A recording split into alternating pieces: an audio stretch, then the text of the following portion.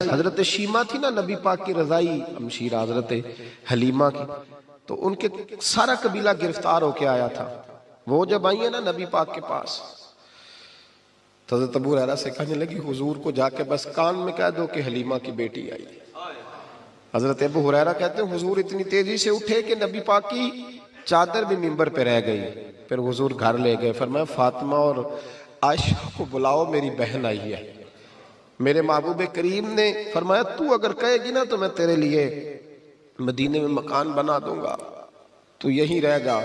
کہنے لگی نہیں محبوبہ واپس جانا. تو حضور سے کہنے لگی میرا سارا قبیلہ گرفتار ہے، اسے چھوڑ دیں. حضرت ابو ہریرہ کہتے ہیں ہر کام حضور نے مشورے سے کیا، پر جب بہن نے کہا نا چھوڑ دے، اور میں کوئی مشورہ نہیں، جیسے تو کہے گی ویسے ہی ہو جائے گا، جیسے تو کہے گی ویسے ہی ہو جائے گا، جس طرح تو چاہے گی. کون اشک شوئی کرے گا، کون بات سنے گا، کون دکھ کسی کے. پگلی بی بی، پاگل عورت. دیکھے کبھی پاگلوں کو کوئی وقت دیتا؟ وہ پاگلوں کے پاس بیٹھا، میں بڑا مصروف آدمی ہوں، مجھے تو سیاںہ بندہ ملنے آئے تو میں کہتا مختصر بات کرنا. ایک پگلی بی بی آئی، پاگل. حضرت انس کہتے ہیں آ کے کھڑی، کہنے یا رسول اللہ مجھے کام ہے. پاگل عورت. تو نبی کریم صلی اللہ تعالیٰ علیہ وسلم نے کہا کیا کام ہے؟ تو اس کے محلے کے لوگ کھڑے ہو گئے، کہنے لگے حضور چھوڑیں گے تو دیوانی ہے، ایسی باتیں کرتی رہتی ہے. جناب انس بن مالک فرماتے ہیں حضور ناراض ہوئے، فرمایا تم سے بات کر رہی ہے کہ مجھ سے کر رہی ہے؟ کرنے دو باتیں. کیا بات ہے بتا؟ کہنے لگی حضور یہاں نہیں کرنی، میرے ساتھ آئے. نبی کریم اس کے پیچھے پیچھے چلنے لگے. جناب انس فرماتے ہیں کہ صحرا میں لے گئی. نبی پاک ریت پہ بیٹھ گئے، سامنے بیٹھ گئی. کہنے لگی حضور بچوں کو منع کریں، مجھے روڑے مارتے. فرمایا میں کہہ دوں گا، اب نہیں کریں گے. حضور میرے گھر والے میری بات نہیں سنتے. فرمایا میں سمجھاؤں گا. یا رسول اللہ یہ پاگل کہہ کے چھیڑتے. حضور نے فرمایا ایک کوئی نہیں کہے گا، میں منع کر دوں گا. حضرت انس کہتے ہیں دیر تک حضور کو ریت پہ حضور بیٹھے. یار یہ بھی سنت ہے میرے نبی، صرف کھانے کے درمیان میٹھا کھانا ہی سنت نہیں میرے بھائی، یہ بھی نبی پاک کی سنت ہے، یہ بھی رسول پاک کا طریقہ ہے. نبی کریم نے دیر تک وقت دیا، دیر تک. کبھی ہستی کبھی رو دیتی. حضرت انس کہتے ہیں میں نے یہ انداز بھی دیکھا، جب وہ ہستی تو حضور بھی ہستے. کبھی کو پاگل کے غم سن کے بھی رویا. لیکن ایسا کوئی محبوب کہیں ہوگا نہ کہیں ہے، بیٹھا ہے چٹائی پہ مگر عرش نشیں ہے. میرے محبوب نے کھل کے باتیں سنی، کھل کے اپنی مرضی سے. کہنے لگی محبوبہ میں تھک گئی ہوں، اب آپ جائیں. حضور میں تھک گئی ہوں، آپ جائیں. نبی کریم اٹھے اور اٹھ کے فرمایا کسی کا خیال نہ کرنا، جب تیرا دل کرے دوبارہ آ جاتا. یار یہ حسن ہے، یہ وقار ہے کہ تو اشک شوئی کس طرح. میں نہ ابھی انتظار کر رہا ہوں، میں ابھی انتظار کر رہا ہوں کہ ایم این اے آئے گا تو اس غریب کی مدد کرے گا.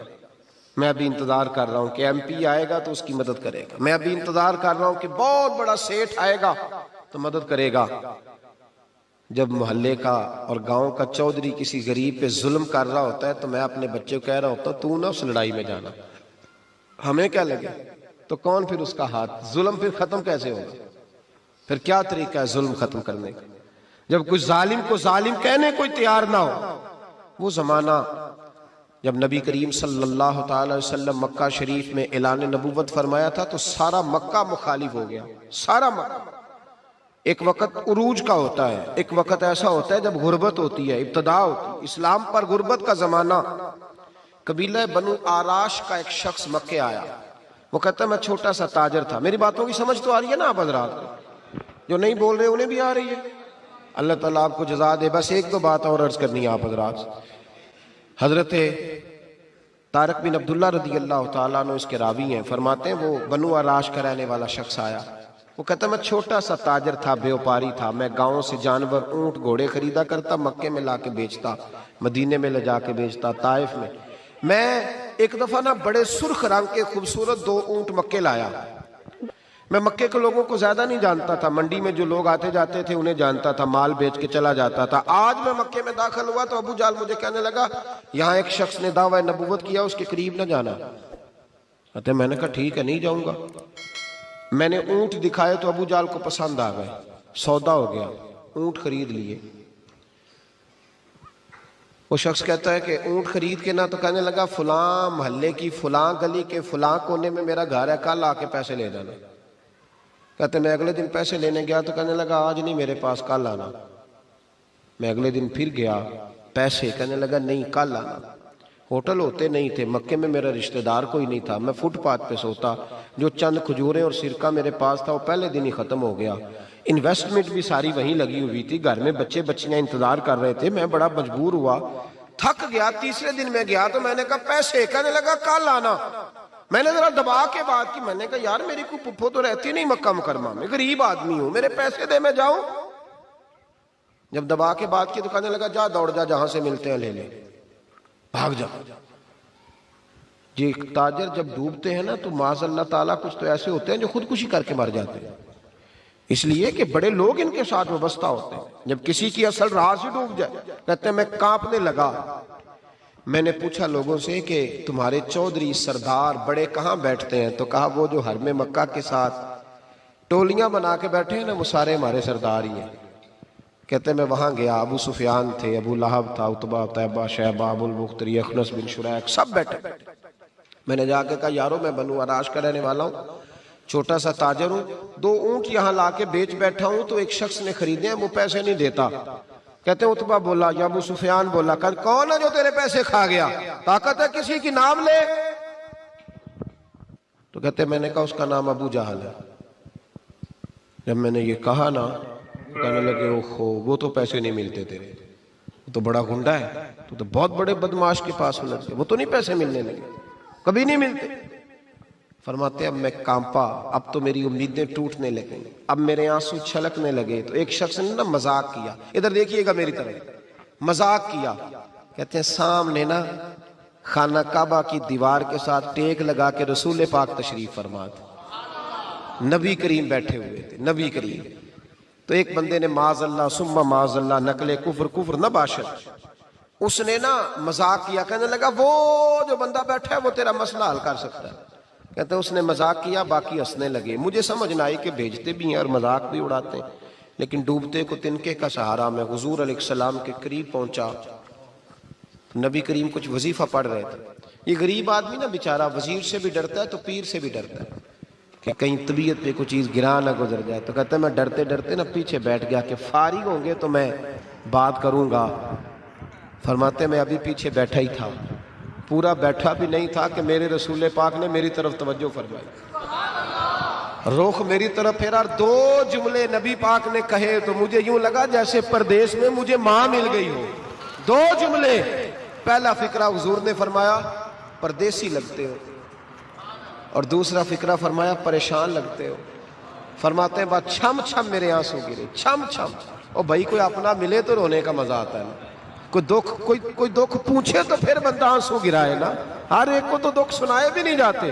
وہ شاعر اردو کا ہے، آپ کی سمجھ میں آ گیا تو بڑا اچھا ہے۔ اس نے کہا تھا کہ ہجوم غم میں بھی توہین ضبط غم نہ ہوئی، ہم اس احتیاط سے روئے کہ آنکھ نم نہ ہوئی۔ ہجوم غم میں بھی توہین ضبط غم نہ ہوئی، ہم اس احتیاط سے روئے کہ آنکھ نم نہ ہوئی۔ ہم روئے بھی ہیں پر ہم نے کوشش کی ہے کہ کوئی ہمارے آنسو نہ دیکھے، چھپ چھپا کے روئے۔ فرمانے لگے نبی رحمت صلی اللہ علیہ وسلم نے فرمایا پردیسی اور پریشان لگتے ہو۔ کہتے میں جب رویا نا تو کریم رسول نے کام بھی نہیں پوچھا، یہ بھی نہیں پوچھا مسئلہ کیا، مجھے تبکی دی۔ فرمایا چپ کر، روتا کیوں ہے؟ جیسے تو کہے گا ویسے ہی ہو جائے گا۔ کیا کہا بریلی کے امام نے؟ فرمانے لگے غم زدوں کو رضا مجدہ دیجئے کہ، جاؤ اعلان کر دو، غم زدوں کو رضا مجدہ دیجئے کہ ہے، بے کسوں کا سہارا ہمارا در۔ نبی کریم نے فرمایا فکر نہ کر، جیسے تو کہے گا ہو جائے۔ کہتے حضور پہلے مجھے گھر لائے، سرکہ کھلایا، کھجوریں دی، دودھ پلایا، میں 2-3 دنوں کا بھوکا تھا، میں نے راج کے کھایا۔ کہتے ہیں جب میں سیر ہو گیا نا میری تسلی ہو گئی۔ اب حضور نے فرمایا بتا تیرا مسئلہ کیا ہے؟ سارا علاقہ کسی اور طرف ہے، شہر کسی اور طرف ہے، پر میرے نبی حق کے ساتھ ہے۔ حالات نہیں ہے اس وقت کہ حق کے ساتھ کھڑا ہوا جائے، پر حضور حق کے ساتھ ہے۔ میرے نبی کریم سید عالم صلی اللہ تعالی علیہ وآلہ وسلم نے فرمایا، کریم رسول فرمانے لگے کیا مسئلہ ہے؟ ابو جال پیسے نہیں دیتا۔ فرمایا اس نے کیوں نہیں دینے، دے گا پیسے، کیوں نہیں دینے پیسے؟ دیکھ کچھ لوگ نا کچھ لوگ شرافت کو بزدلی سمجھتے ہیں.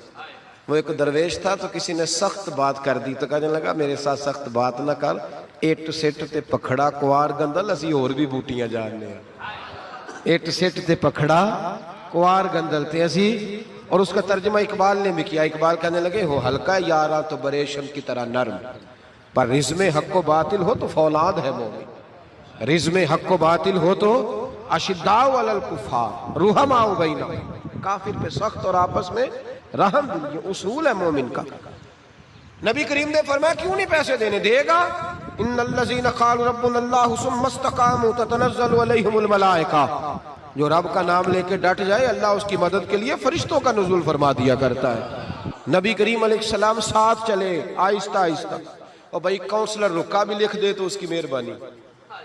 ویسے تو کونسلر کے دروازے پہ سویرے کو چلا جائے نا غریب آدمی, امیر آدمی پہ تو خیر پرچہ بھی ہو تو ایس ایچ او سب پوچھتے ہیں چوہدری صاحب درخواست آئی ہوتا کی کرنا ہے, تو غریب آدمی کو لے جاتے ہیں. تو وہ پھر جاتا ہے بیچارہ کونسلر صاحب کے پاس, چودھری صاحب کے پاس. تو پھر اندر سے پیغام آتا ہے کہ چودھری صاحب ٹوتھ پیسٹ کر رہے ہیں. پھر پیغام آتا ہے کہ بریڈ گرم ہو رہا ہے. پھر پتہ چلتا ہے کہ اب اخبار پڑھ رہے ہیں. وہ غریب باہر بیٹھا ہے. پھر باہر آ کے پوچھتے ہیں گاڑی کرا کے لائے ہو, وہاں کیسے جانا ہے؟ وارث شاہ مان کری نہ وارثاں دا, رب بے وارثا کر کے مار دائی. بے پروائی ویک سجن دی جتھے کسے دی پیش نہ جاوے, اونے تاجاں والے در در رولے, تاجاں والے در در رولے تے منگتے آ تخت بٹھاوے. او سجنا کسے نو کارا مل دائی, کوئی کعبے او خالی آوے, ڈھار اس کی بے نیازی سے. اور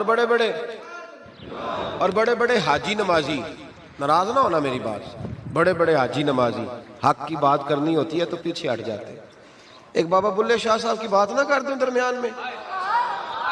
بابا صاحب نے بڑا شکوہ کیا, کہنے لگے حج بھی کیتی جاندے ہو تے لو بھی پیتی جاندے ہو, حج بھی کیتی جاندے ہو تے لو بھی پیتی جاندے ہو, کھو کے مال یتیماں دا تے بھیج مسیتی جاندے ہو, پھٹ دلاں دے سیندے نہیں تے ٹوپیاں سیتی جاندے ہو, نفس تے چھری پھیر دے نہیں تے دمبے کیتی جاندے ہو, فرض پلائی بیٹھے ہو تے نفلہ نیتی جاندے ہو.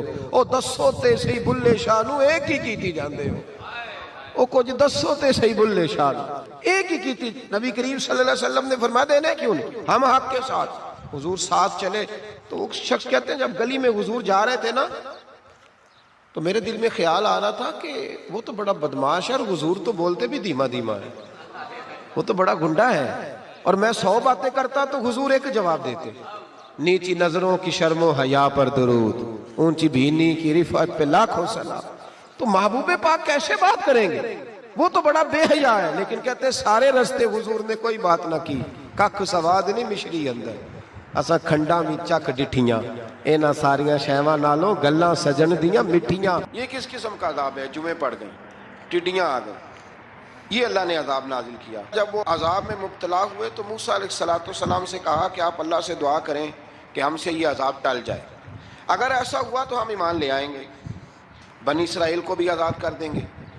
لیکن موسیٰ علیہ السلام کی دعا کے نتیجے میں جب عذاب ٹل جانے کے بعد فرعونی پھر اپنے وعدے سے. حضرت محمد صلی اللہ علیہ وآلہ وسلم کی زندگی محبت, رحم اور اخلاقی اسنگی روشن مثال ہے. انہی خوبصورت واقعات میں سے ایک واقعہ آپ صلی اللہ علیہ وسلم کی رضائی بہن شیمہ بنت حارث کے ساتھ ملاقات کا ہے. حضرت شیمہ دراصل حضور صلی اللہ علیہ وسلم کی رضائی بہن تھی. جب آپ صلی اللہ علیہ وآلہ وسلم بچپن میں قبیلہ بنی سعد میں پرورش پا رہے تھے. حلیمہ سعدیہ آپ کی رضائی ماں تھی اور شیمہ حضرت حلیمہ سعدیہ کی بیٹی تھی. اسی وجہ سے شیمہ حضور صلی اللہ علیہ وسلم کی رضائی بہن کہلائی. سالوں بعد جب بنت آف حیان کے بعد قبیلہ بنی سعد کے کچھ لوگ قیدی بن کر آئے تو ان میں حضرت شیمہ بھی تھی. جب انہیں رسول صلی اللہ علیہ وسلم کے سامنے لایا گیا تو انہوں نے عرض کیا, یا رسول اللہ میں آپ کی رضائی بہن ہوں. ابتدا میں لوگوں کو یقین نہ آیا تو انہوں نے بچپن کی ایک نشانی بتائی کہ ایک دفعہ آپ صلی اللہ علیہ وسلم نے بچپن میں کھیلتے ہوئے مجھے کاٹا تھا اور اس کا نشان آج بھی موجود ہے. جب یہ بات حضور صلی اللہ علیہ وسلم تک پہنچی تو آپ صلی اللہ علیہ وسلم نے فوراً اپنی چادر بچھا دی اور بڑی محبت اور احترام سے اپنی رضائی بین کو اس پر بٹھایا۔ یہ منظر حضور صلی اللہ علیہ وسلم کی عظیم اخلاقی اور محبت کا بہترین نمونہ تھا۔ آپ صلی اللہ علیہ وسلم نے ان سے نہایت شفقت سے بات کی اور فرمایا کہ اگر وہ چاہے تو مدینہ میں آپ صلی اللہ علیہ وسلم کے پاس رہ سکتی ہے، اور اگر اپنے قبیلے میں واپس جانا چاہتی ہے تو عزت اور طائف کے ساتھ واپس جا سکتی ہے۔ حضرت شیمہ نے اپنے قبیلے کے پاس واپس جانے کا فیصلہ کیا تو حضور صلی اللہ علیہ وسلم نے انہیں بہت سے طائف دے کر عزت کے ساتھ رخصت فرمایا۔ یہ واقعہ ہمیں سکھاتا ہے کہ اسلام رشتوں کی قدر، محبت اور احترام کا درس دیتا ہے۔ رسول اللہ صلی اللہ علیہ وسلم نے ہمیں یہ عملی سبق دیا ہے کہ چاہے انسان کتنے ہی بڑا مقام کیوں نہ حاصل کر لے، اسے اپنے رشتوں اور احساس کرنے والوں کو بھی کبھی نہیں بھولنا چاہیے۔ جو شخص رشتوں کی قدر کرتا ہے وہ محبت میں پیش آتا ہے، اللہ تعالیٰ اس کے مقام کو دنیا اور آخرت دونوں میں بلند فرماتا ہے۔ رسول صلی اللہ علیہ وسلم کی زندگی ہمیں سکھاتی ہے کہ عظمت طاقت سے نہیں بلکہ محبت، رحم اور رشتوں کی قدر سے حاصل ہوتی ہے۔